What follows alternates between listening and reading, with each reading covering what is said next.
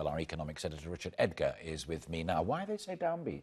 Well, some of the blame can certainly be laid at the Eurozone crisis. The Ernst Young ITEM Club has been looking at various parts of the British economy and looking at figures we already know. So manufacturing, that contracted quite sharply in October and November. The huge service sector, which is the critical one in the UK, that also had a bad November. And looking forwards, industrial orders, these are the orders that factories tell us they've already got on their books, they're looking very weak this year.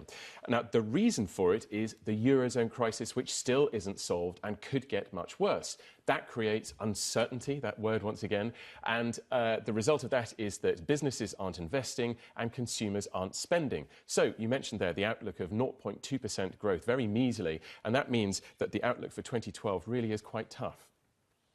Well, growth of 0.2% feels pretty tough. Certainly that wouldn't be strong enough to keep employment levels at the levels they are now, so we should like to see unemployment increasing next year.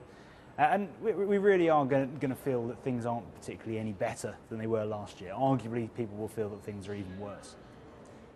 Meanwhile, George Osborne's in Hong Kong trying to drum up more business. He is. When the Eurozone is looking so weak, then it makes sense to look elsewhere. So he is trying to make sure that the financial services, in which the UK is a very strong player in the world, is best placed to attract business from China. Now, the Chinese authorities are only just beginning to open up, allow trade in instruments that are denominated in the Chinese currency. There are very strict rules, but they're beginning to allow that now. So there are exploratory talks involving British banks like HSBC and Standard Chartered that are well placed in Hong Kong to make sure that they can do these sorts of deals.